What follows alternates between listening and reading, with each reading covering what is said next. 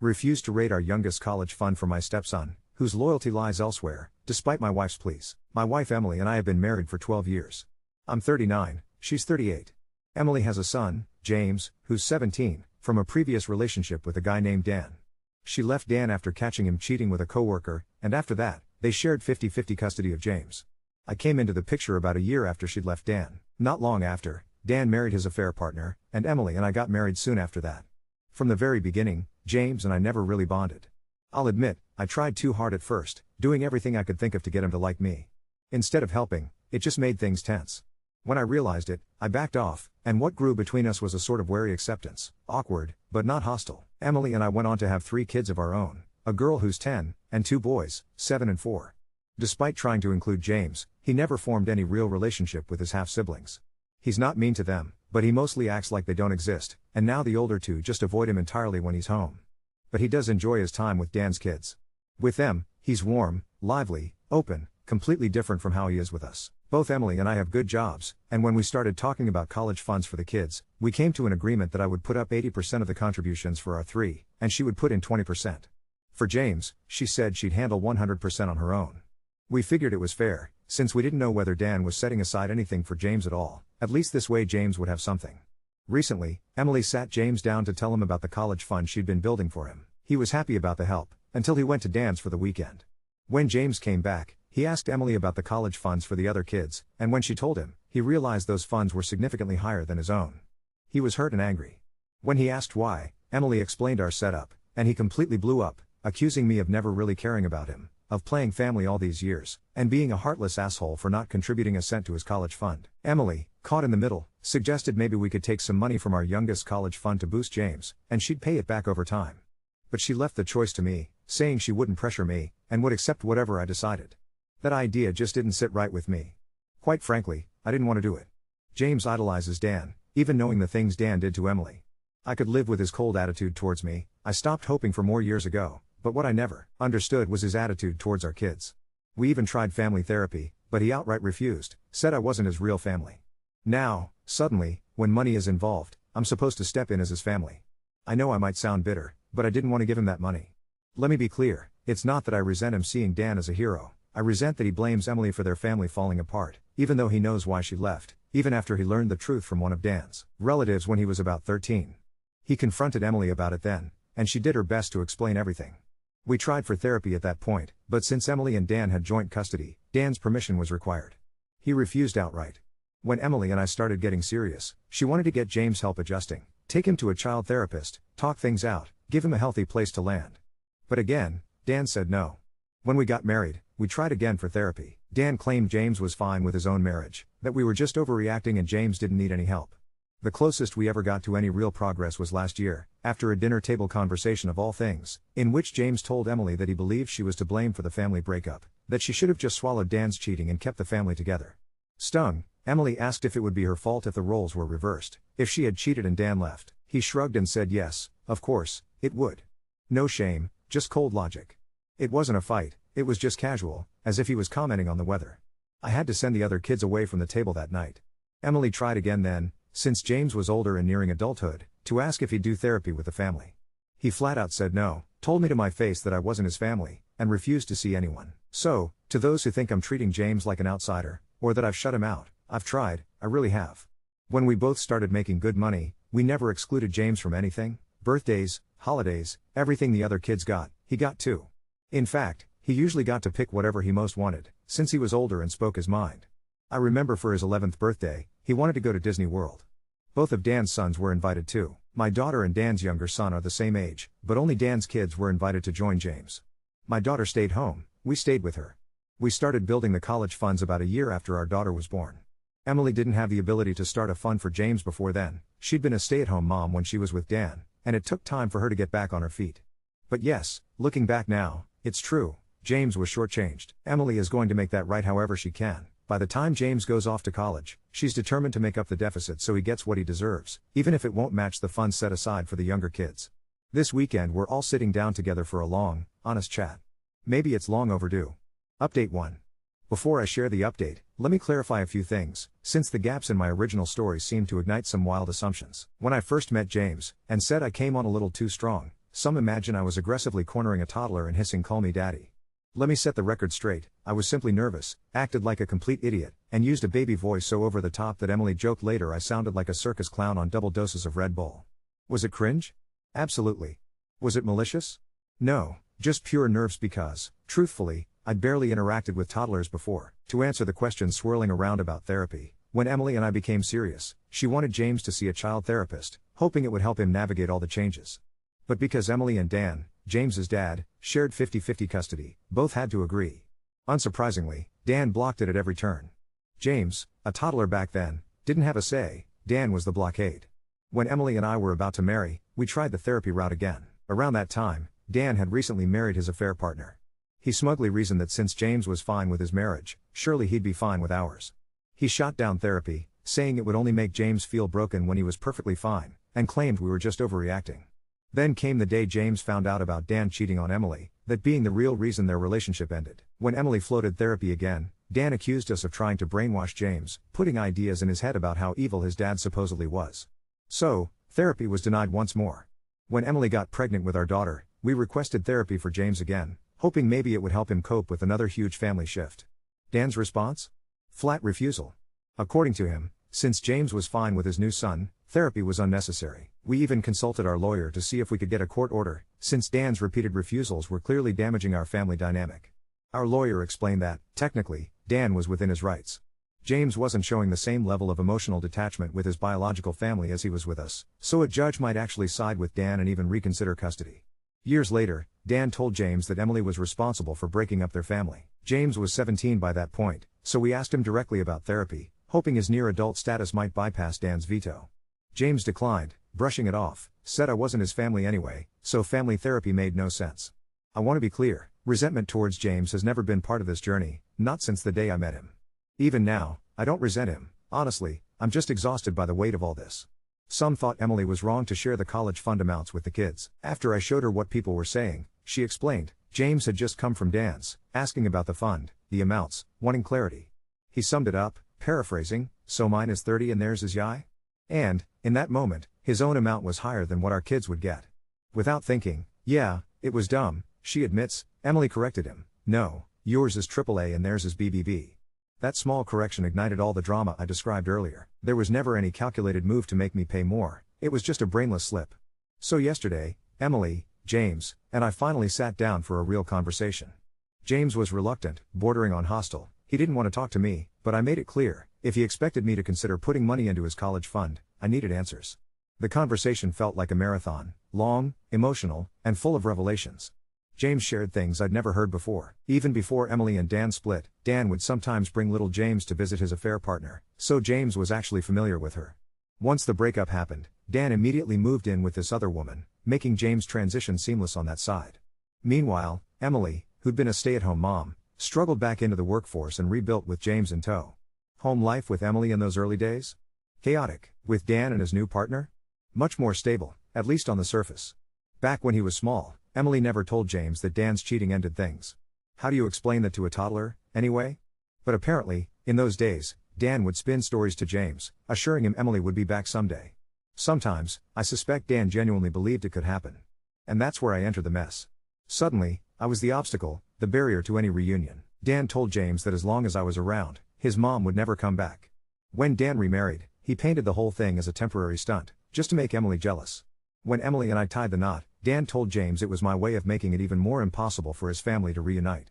When James eventually heard from relatives on Dan's side that his dad had cheated, he confronted Emily, who was painfully honest. When James pressed Dan, Dan claimed Emily had left him a long time ago and that his loneliness drove him to the affair. All told, Emily had spent 3 weeks caring for her father after a car accident before Dan just couldn't be alone anymore.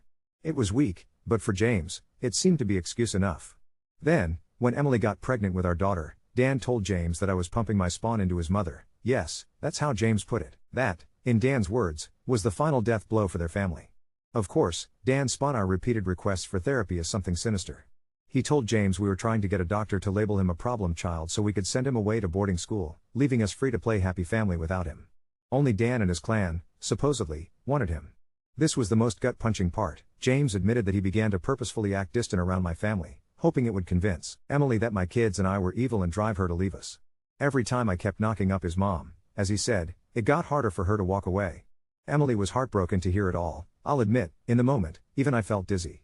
I asked James about the college funds, specifically whether Dan had set up anything for him or his other children. James told me Dan hadn't saved for anyone. His stepmother's parents had trust funds for their grandkids, but those didn't include James. There was nothing for him.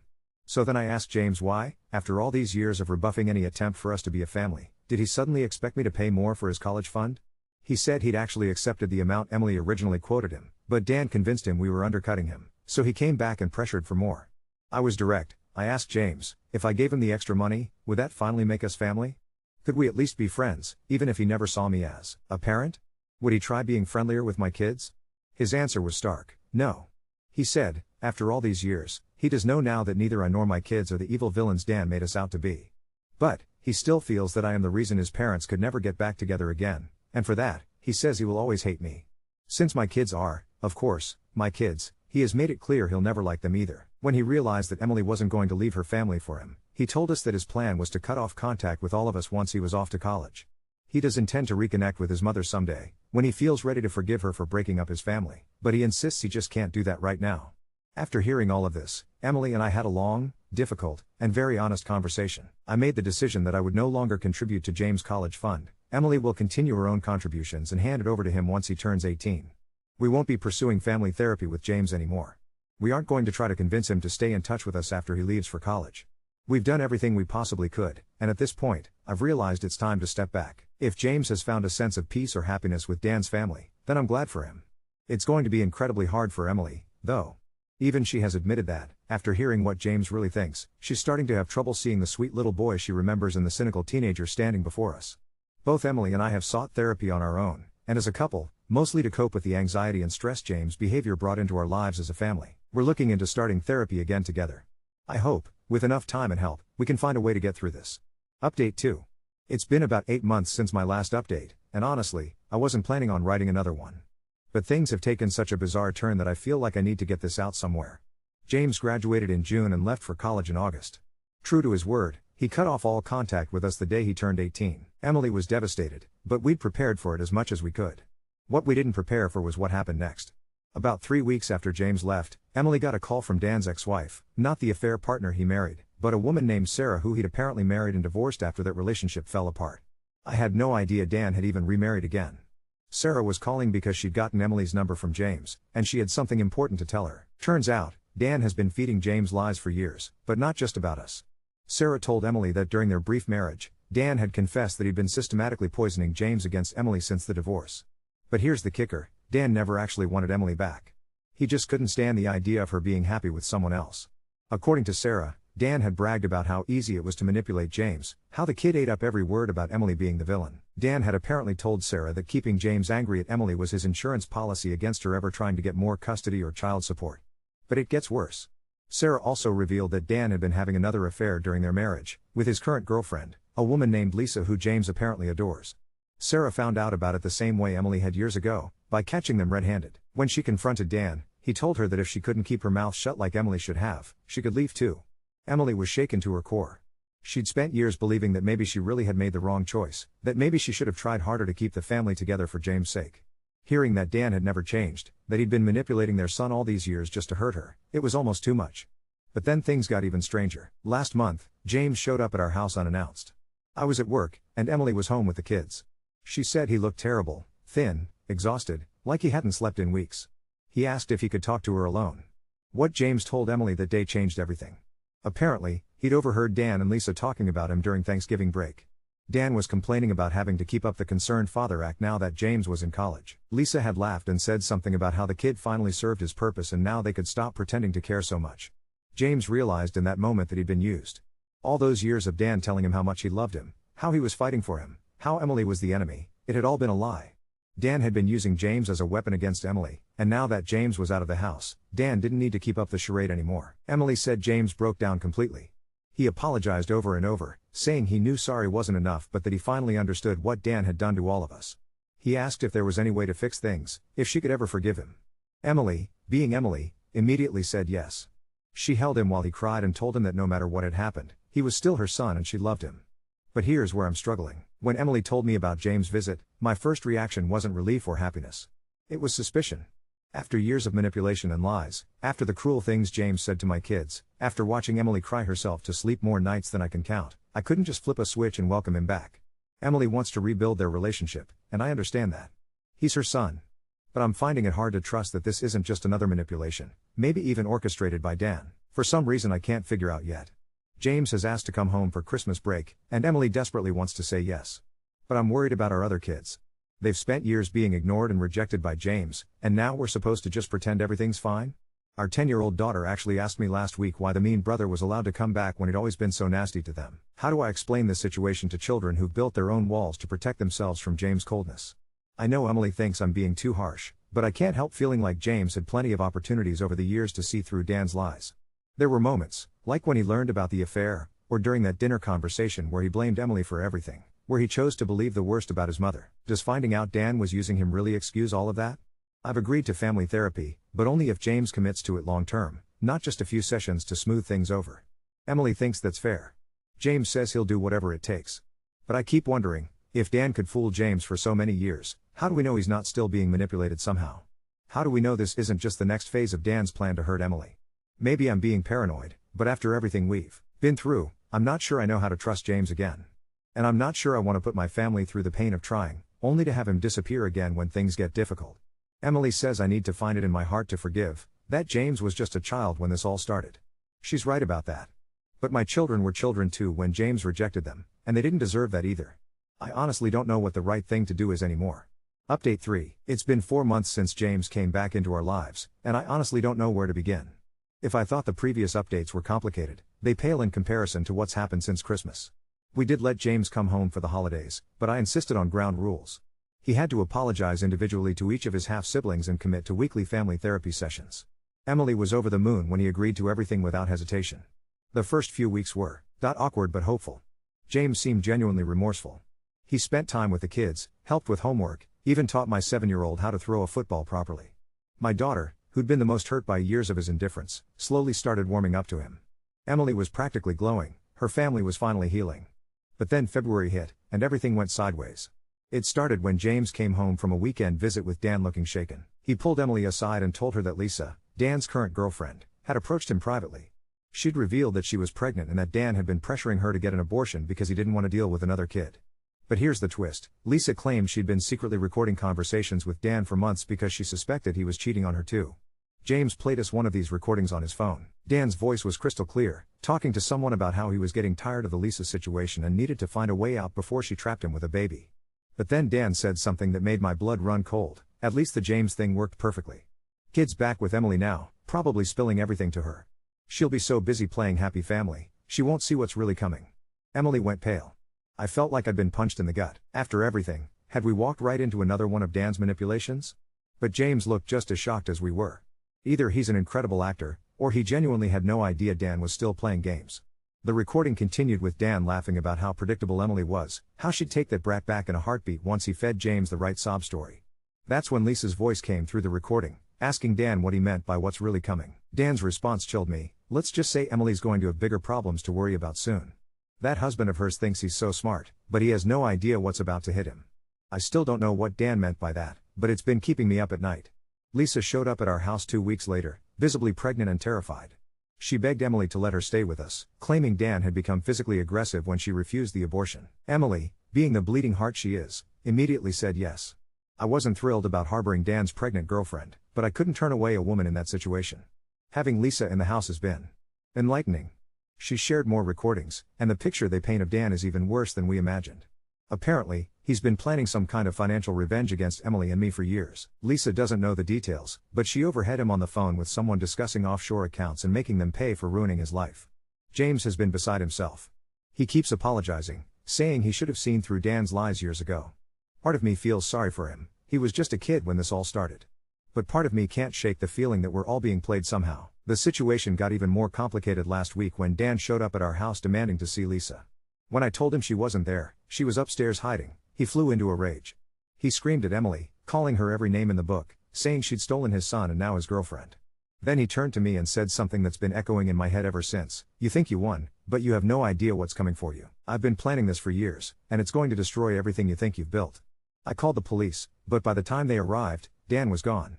They took a report, but said without physical evidence of threats, there wasn't much they could do. Now I'm left wondering, are Emily and I safe? Are our kids safe? What kind of financial revenge could Dan have been planning? And most importantly, can I really trust James, or is this all just a more elaborate manipulation than before? Lisa's due date is approaching, and she's decided to stay with us until after the baby is born. Emily's already talking about helping her find a place, maybe even helping with childcare. I love my wife's compassionate heart, but I can't help feeling like we're in way over our heads. James starts therapy with us next week. I'm hoping our therapist can help sort through this mess, because right now, I feel like I'm drowning in Dan's psychological warfare. Every time I think we've finally escaped his influence, he finds a new way to insert chaos into our lives. The strangest part? Despite everything, I'm starting to see glimpses of the man James could become without Dan's poison in his ear. He's been genuinely good with our kids, and he seems to really care about making amends. But after years of manipulation, how do we know what's real anymore? Emily keeps saying we need to have faith, that James deserves a chance to prove himself. Maybe she's right. But I can't shake the feeling that Dan's plan is still unfolding, and we're all just pieces on his chessboard. I guess we'll find out soon enough what he meant by what's coming for us. I just pray we're prepared for whatever it is. Update 4. It's been 6 months since my last update, and I'm honestly not sure I should even be posting this. My lawyer advised against sharing details online, but I need to get this out somewhere before I lose my mind completely. Dan's plan finally revealed itself, and it was worse than anything I could have imagined. It started in March when I got a call at work from our bank's fraud department. They'd flagged some suspicious activity on our accounts. Specifically, someone had been making inquiries about our mortgage, our children's college funds, and Emily's credit history. When I pressed for details, they told me the inquiries were coming from someone claiming to be conducting a routine financial audit related to a child support case. My blood went cold. Emily and I immediately drove to the bank, and what we discovered made me sick to my stomach. Dan had somehow obtained enough of our personal information to convince multiple financial institutions that he was representing Emily in a legal matter. He'd been systematically gathering intelligence on our finances for months, possibly years. But that was just the beginning. 2 weeks later, Emily received papers in the mail. Dan was suing her for parental alienation and demanding retroactive child support for all the years James had supposedly been emotionally damaged by our marriage. The amount he was seeking? Nearly $200,000, plus legal fees. Our lawyer took one look at the case and told us it was frivolous, but fighting it would still cost us thousands in legal fees. Dan knew we'd have to pay to defend ourselves, even if we ultimately won. It was financial warfare, pure and simple. Then things got personal. James came home from campus one weekend looking shattered. He pulled me aside, not Emily, but me specifically, and told me something that changed everything between us. Dan had contacted him at school, not to reconcile, but to gloat. He'd told James the truth about everything, how he'd manipulated him for years, how he'd never actually wanted Emily back, how James had been nothing more than a tool for revenge. But the worst part? Dan told James he was planning to destroy our family financially, and that once he was done with us, James would have nowhere to go but back to him. He said you'd never truly accept me anyway, James told me, his voice breaking. He said once the money got tight and the legal bills piled up, you'd blame me for bringing all this chaos into your life. He said you'd probably kick me out to protect your real family. I looked at this young man, because that's what he is now, not the angry child he used to be, and I realized something had shifted in me. Maybe it was seeing him genuinely broken by Dan's cruelty, or maybe it was recognizing that he was as much a victim in this as the rest of us. But I heard myself saying something I never thought I would. James, you are my real family. Dan's wrong about me, and he's wrong about you. For the first time in over a decade, James hugged me. Actually hugged me, but Dan wasn't done. In April, Lisa gave birth to a baby girl. She'd been staying with us throughout her pregnancy, and Emily had grown genuinely attached to both Lisa and the baby. The day after Lisa came home from the hospital, Dan showed up with a sheriff's deputy and a court order demanding custody of his daughter. The court order was legitimate. As the biological father, Dan had rights, and Lisa had no legal grounds to keep the baby from him since there was no formal custody agreement in place. We watched helplessly as Dan took that newborn baby, smirking at Lisa as she sobbed. "This is what happens when you cross me," he told her. Then he looked directly at Emily and said, "You're next." That night, Lisa disappeared. She left a note saying she couldn't handle losing her baby and couldn't bear to bring any more trouble to our family. We haven't heard from her since, despite Emily's attempts to reach out through mutual friends. The custody battle for the baby is ongoing, with Lisa fighting from wherever she's hiding and Dan using every legal maneuver possible to maintain control. Meanwhile, his lawsuit against Emily is draining our savings account at an alarming rate. But here's the thing that's been keeping me sane through all of this. James has stepped up in ways I never expected. He's testified in depositions about Dan's manipulation, he's provided evidence of the emotional abuse he suffered, and he's been a genuine source of support for Emily during the darkest moments of this legal nightmare. Last week, he made a decision that shocked everyone. He's transferring to a local college so he can stay home and help us through this crisis. When I protested that he shouldn't sacrifice his college experience for our problems, he said something that brought tears to my eyes. This is my family too now. We face this together. Emily and I have started couples therapy to deal with the stress, but we've also begun including James in our family sessions. Our other kids have embraced him completely. My daughter actually calls him Big Brother now without any prompting from us. The financial pressure is real. We've had to take out a second mortgage to pay legal fees, and the kids' college funds have been frozen pending the outcome of Dan's lawsuit. But somehow, going through this ordeal together has made us stronger as a family unit. Our therapist says what Dan did to James is a textbook case of parental alienation, a form of psychological abuse that can take years to undo. She's been helping James process the guilt and anger he feels about the lost years, while helping Emily and me understand how to support him through his healing process.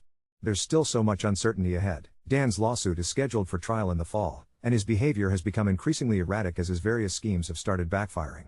Our lawyer thinks he may be facing his own legal troubles. Apparently, some of his financial investigation tactics cross the line into actual fraud. But you know what? For the first time in years, I feel like we're actually fighting as a unified family. James isn't perfect, he still has moments where Dan's programming kicks in and he says something hurtful. But he catches himself now, apologizes genuinely, and works to do better. Last weekend, he helped me teach the younger kids how to ride bikes in the driveway. Watching him patiently encourage our 4-year-old while our daughter cheered from the sidelines, I realized that Dan's greatest failure wasn't just the financial chaos or the legal battles, it was underestimating the power of genuine love to overcome years of manufactured hatred. We're not out of the woods yet. Dan is still out there, still scheming, still trying to destroy what we've built. But he's no longer fighting just Emily and me, he's up against all of us, and that's a battle I think we can win.